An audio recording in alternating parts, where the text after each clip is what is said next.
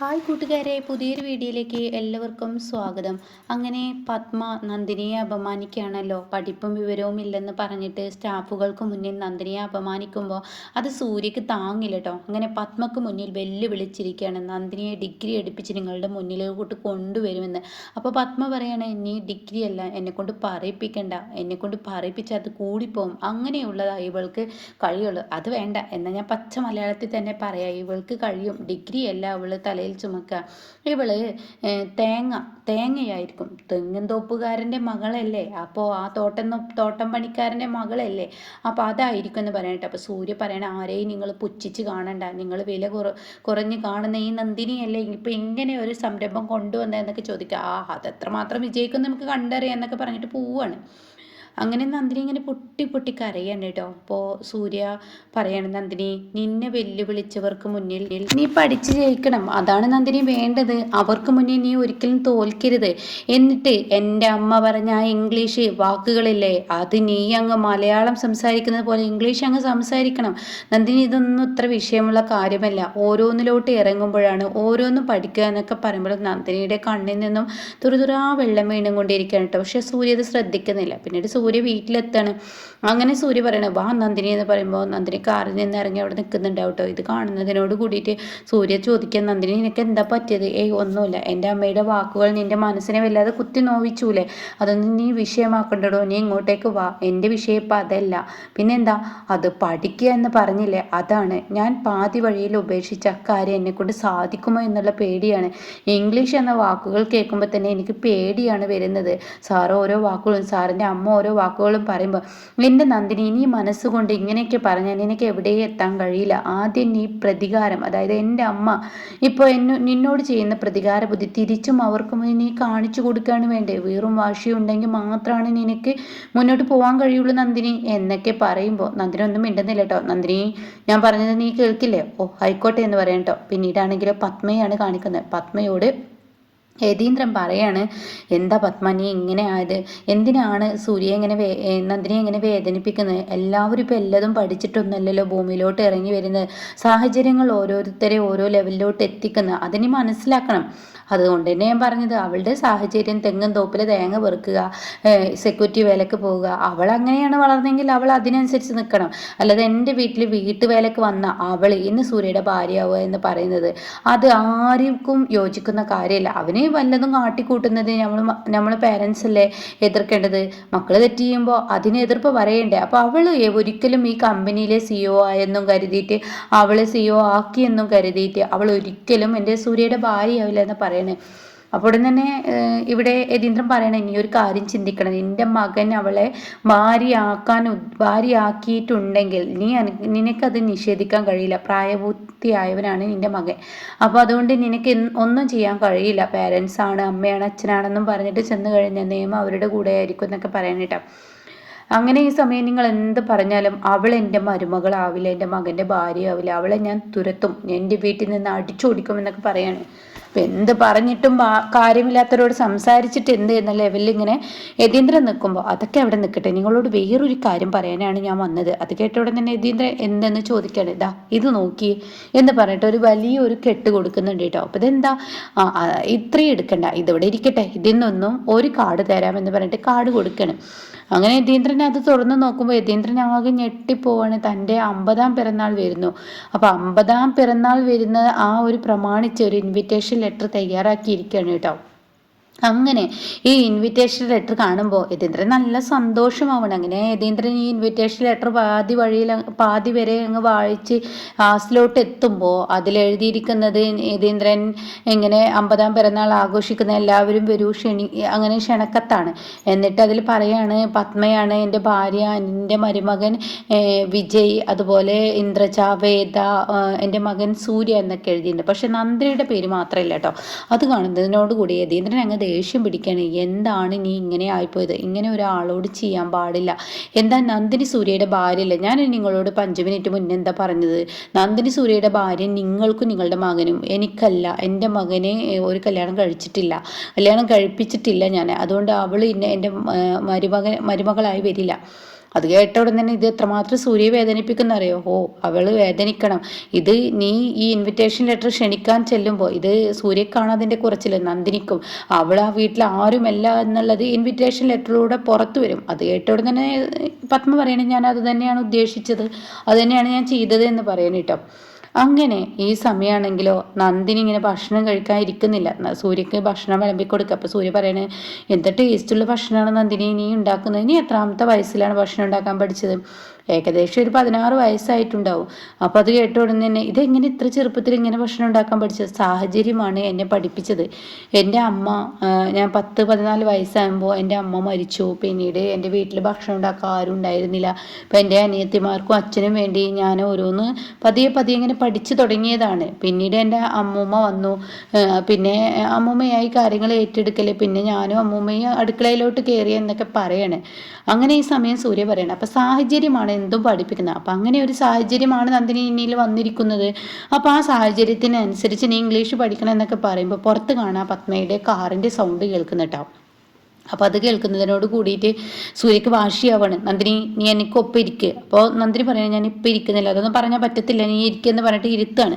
അപ്പോഴേക്കും പത്മ വലിയ സന്തോഷത്തിലാണ് വരുന്നത്. അങ്ങനെ പുറത്തോട്ട് ഇങ്ങനെ അകത്തോട്ട് കയറി വരികയാണ്. അപ്പോൾ ഉടൻ തന്നെ രാജു അവിടെ നിൽക്കുന്നുണ്ടാവും. അപ്പോൾ രാജുവിനോട് പറയണേ അത് എൻ്റെ മക്കളെ വിളിച്ചേ, ഇന്ദ്രജയും വേദയും വിജയൊക്കെ എന്ന് വിളിച്ചെന്ന് പറയണം. ആയിക്കോട്ടെ മാഡം എന്ന് പറഞ്ഞിട്ട് രാജു വിളിക്കാൻ പോവാണ്. പിന്നീട് വലിയൊരു സന്തോഷം തന്നെ ഉണ്ട് കേട്ടോ. അപ്പോൾ ഡാഡി എന്താണെന്ന് ഒക്കെ ഉണ്ടടാ പറയാമെന്ന് പറയണേ. അപ്പോഴേക്കും ഇവരെല്ലാവരും ഇറങ്ങി വരികയാണ്. അപ്പോൾ ഡാഡിയുടെ മുഖത്ത് അത്ര അങ്ങ് പോരട്ടോ. അപ്പോൾ ഡാഡി എന്താണ് ഇവരുടെ സന്തോഷം എന്ന് ഡാഡിയോട് ചോദിച്ചല്ലോ. അപ്പോൾ ഡാഡിയുടെ മുഖം ആകെ മങ്ങി നിൽക്കുകയാണ്. അപ്പോൾ ഈ സമയം ഇങ്ങനെ രാജു വിളിച്ചിട്ട് അവരെല്ലാവരും ഇറങ്ങി വരികയാണ്. അപ്പോൾ ഉടൻ തന്നെ എന്താ മമ്മി എന്താ വിളിച്ചത്, ഒരു സർപ്രൈസ് ഉണ്ടടി എന്ത് എന്ന് ചോദിക്കുമ്പോൾ ഇതാ ഈ കാർഡൊന്ന് നോക്കിയേ. അപ്പോൾ ഈ കാർഡ് എല്ലാവരും നോക്കുന്നുണ്ട് കേട്ടോ. പിന്നീട് രാജുവിൻ്റെ കയ്യിൽ കൊടുക്കുകയാണ്. അങ്ങനെ രാജുവിൻ്റെ അല്ല ഇന്ദ്രജയുടെ കയ്യിൽ കൊടുക്കുകയാണ്. അപ്പോൾ ഇന്ദ്രജയോട് പറയണം എടി നീ ഈ കാർഡൊന്ന് ഉറക്കെ വായിച്ചെന്ന് പറയണം. അപ്പോൾ ഇങ്ങനെ പറയാണ് അളകനന്ദയിലെ ഈ ഒരു യതീന്ദ്രൻ്റെ 50-ാം പിറന്നാൾ വരികയാണെന്ന് പറയാണ്. അപ്പോൾ അത് വായിക്കുമ്പോൾ തന്നെ സൂര്യ പറയണേ ആഹാ എൻ്റെ അച്ഛന് സെഞ്ചുറി അടിച്ചില്ലേ എന്ന് പറയണം. അത് കേട്ടോടെ തന്നെ ഒരു ഇളിഞ്ഞ ചിരി പോലെയാണ് യതീന്ദ്രൻ ചിരിക്കുന്നത്. കാരണം ഇനി വരാനിരിക്കുന്നത് അതിലപ്പുറമാണെന്നുള്ള യതീന്ദ്രനെ അറിയാം. അങ്ങനെ പിന്നീട് എല്ലാം പറഞ്ഞതിന് ശേഷം ഈ ഒരു ഇൻവിറ്റേഷനിൽ എൻ്റെ ഭാര്യ പത്മ, അതുപോലെ മക്കൾ ഇന്ന 2 പേര്, അവരുടെ മരുമകൻ എന്ന് പറയുന്ന വിജയ്, എൻ്റെ മകൻ സൂര്യ എന്ന സൂര്യയുടെ ഭാര്യയുടെ പേര് നന്ദിനിയുടെ എഴുതിയിട്ടില്ല. അങ്ങനെ എല്ലാവരും ഞാൻ ക്ഷണിക്കുന്നു കുടുംബസമേതം എന്ന് പറഞ്ഞിട്ട് അങ്ങ് നിർത്തുന്നതിനോട് കൂടി സൂര്യക്ക് അങ്ങ് ദേഷ്യം പിടിച്ച് അവിടെ നിന്ന് എണീറ്റ് പോവാണ്. അത് കാണുന്നതിനോട് കൂടി നന്ദിനിക്ക് കാര്യം പിടികിട്ടിയിട്ടുണ്ട്. പക്ഷെ നന്ദിനി അത് കാര്യമാക്കി എടുക്കുന്നില്ല കേട്ടോ. അപ്പോഴേക്കും യതീന്ദ്രൻ പറയപ്പോൾ കണ്ടില്ലേ സൂര്യ ഒന്നും മിണ്ടാതെ ഭക്ഷണത്തിന് മുന്നിൽ നിന്ന് എണീറ്റ് പോയത്, നീ നിൻ്റെ മകനെയാണ് ഇങ്ങനെ ഓരോ ദിവസം വേദനിപ്പിച്ചുകൊണ്ടിരിക്കുന്നത് പത്മ, ഇതെന്തിന്, ഇത് അത്യാവശ്യമാണ് നിങ്ങളിതിൽ സംസാരിക്കേണ്ടത്, നിങ്ങൾക്ക് ഒരുപാട് സർപ്രൈസുകളാണ് ഞാൻ തരാൻ ഉദ്ദേശിച്ചിരിക്കുന്നത് എന്ന് പറയുന്നത് കേട്ടോ. അങ്ങനെ യതീന്ദ്രൻ തൻ്റെ മകൻ്റെ അരികിലോട്ട് പോവാണ്. എന്നാൽ ഈ സമയം ഉടൻ തന്നെ നന്ദിനി ചെല്ലുകയാണ്. എന്നിട്ട് സൂര്യയോട് ചോദിക്കുകയാണ് എന്തിനാ സൂര്യ സാർ ഭക്ഷണത്തിന് മുന്നിൽ നിന്ന് എണീറ്റ് പോയത്, അച്ഛൻ്റെ 50-ാം പിറന്നാൾ ആഘോഷിക്കുന്നതൊക്കെ നല്ലൊരു കാര്യമല്ലേ? ആയിരിക്കാം, നല്ല കാര്യം തന്നെ. പക്ഷേ അവിടെ എൻ്റെ അമ്മ എന്ന് പറയുന്ന അവർ കാണിച്ചു വെച്ചത് കണ്ടില്ലേ, എന്താ കാണിച്ചു വെച്ചത്? നന്ദിനി നീ ഒന്നും അറിയാത്ത പോലെ സംസാരിക്കരുത്. എൻ്റെ പേരില്ലാത്തോ? പിന്നെ നീ എൻ്റെ വീട്ടിലെ ആളല്ലേ, നീ എൻ്റെ ഭാര്യയല്ലേ? അത് അവർക്ക് ഇഷ്ടമല്ലാത്തത് കൊണ്ടായിരിക്കും. ഇഷ്ടമല്ലാത്തത് കൊണ്ടല്ല, പുറത്ത് ആളുകൾക്കിടയിൽ നീ ഈ വീട്ടിൽ ആരുമല്ല എന്ന് വരുത്തി തീർക്കാൻ വേണ്ടിയാണ് അവർ ഈ ഇൻവിറ്റേഷനും ഈ 50-ാം പിറന്നാളും അച്ഛൻ്റെ ആഘോഷിക്കുന്നത്. അവർക്ക് ഈ ഒരു ലക്ഷ്യം മാത്രമല്ല ഉണ്ടാവും, ഇനി ഇതിൽ പല ലക്ഷ്യങ്ങളും ഉണ്ടാവും എന്ന് പറയണം കേട്ടോ. അപ്പം എന്തിനു പറയണേ, എന്താണെങ്കിലും വിടും, അത് വിടാൻ പറ്റത്തില്ല. അപ്പം ഇനി ഇതിൻ്റെ മുകളിൽ പ്രശ്നം ഉണ്ടാക്കാൻ പോവുകയാണ്. ഈ വീട്ടിലെന്നും പ്രശ്നമാണ്, നിങ്ങളുടെ അമ്മ ഒന്ന് ചെയ്യും, നിങ്ങൾ ഡബിൾ ചെയ്യും, എന്തിനാണ് ഈ വാശിയും വൈരാഗ്യവും? ഒരാളൊന്നും മാറി നിന്നൂടെ? അപ്പോൾ ഉടൻ തന്നെ ഞാൻ മാറി നിന്നാലേ നീ ഈ വീട്ടിലെ വേലക്കാരിയാവുള്ളൂ, അല്ലാതെ നീ എൻ്റെ ഭാര്യയായി വരില്ല. അപ്പം നിന്നെ എൻ്റെ ഭാര്യയായി എൻ്റെ കൂടെ നിർത്തുക എന്നുള്ളത് എൻ്റെ കടമയാണ്, അതുകൊണ്ട് ഞാൻ മാറി നിൽക്കില്ല, ഇതിന് ഞാൻ തിരിച്ചടിക്കും. അപ്പോൾ നന്ദിനി പറയും എന്ത് തിരിച്ചടിക്കാൻ? അപ്പോഴേക്ക് യതീന്ദ്രൻ കയറി വരികയാണ്. മോനെ ഞാൻ അറിഞ്ഞിട്ടില്ലടാ ഈ ഇൻവിറ്റേഷൻ ലെറ്റർ അടിക്കുന്നതും, പെട്ടെന്ന് എൻ്റെ കയ്യിൽ ഇത് തന്നപ്പോൾ ഞാനത് അവളോട് സംസാരിച്ചു, എനിക്കറിയാം ചാച്ചനത് അറിഞ്ഞിട്ടുണ്ടാവില്ല എന്ന്. ഈ വെഡ്ഡിങ് ഈ 50-ാം പിറന്നാൾ തന്നെ പല ഉദ്ദേശത്തോടു കൂടിയാണ് അമ്മ ഇത് നടത്തുന്നത്, നന്ദിനിയെ തോൽപ്പിക്കാൻ കിട്ടിയ ഒരു വഴിയാണ്. അപ്പം അതുകൊണ്ട് ഞാൻ ഒരിക്കലും അച്ഛൻ പിന്മാറില്ല, അവർക്ക് ഇതിലും വലിയ തിരിച്ചടി ഇനി എന്നിൽ നിന്ന് കിട്ടാനിരിക്കുകയാണെന്ന് പറയണം കേട്ടോ. അപ്പോൾ എടാ നിൻ്റെ അച്ഛനൊന്നും മിണ്ടരുത്, അമ്മ ചോദിച്ച് വാങ്ങുന്നത് അമ്മക്ക് കൊടുത്തേ പറ്റുള്ളൂ എന്ന് പറയണം കേട്ടോ. ഇതേ സമയം ഇന്ദ്രജ, പത്മ അതുപോലെ എല്ലാവരും ഇരുന്ന് സംസാരിക്കുകയാണ്.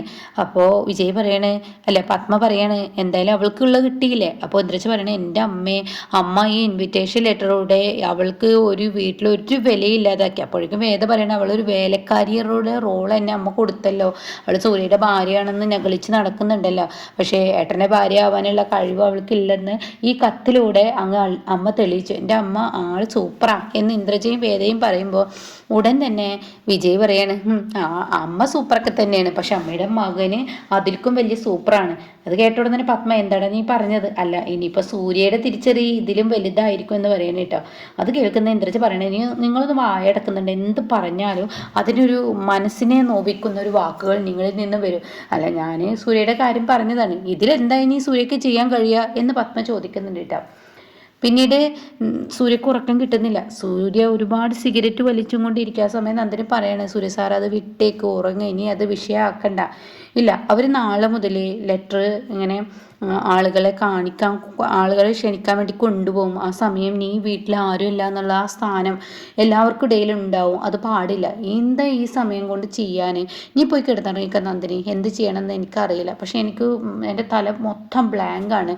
അതുകൊണ്ട് എനിക്ക് എന്തെങ്കിലും ഒരു തിരിച്ചടി കൊടുക്കണം. അത് എപ്പോഴെങ്കിലും എൻ്റെ മനസ്സിൽ വരും, എനിക്ക് ഉറക്കം കിട്ടില്ല, നീ ഉറങ്ങിക്കോ എന്ന് പറഞ്ഞിട്ട് നന്ദിനിയെ പറഞ്ഞു വിടുകയാണ്.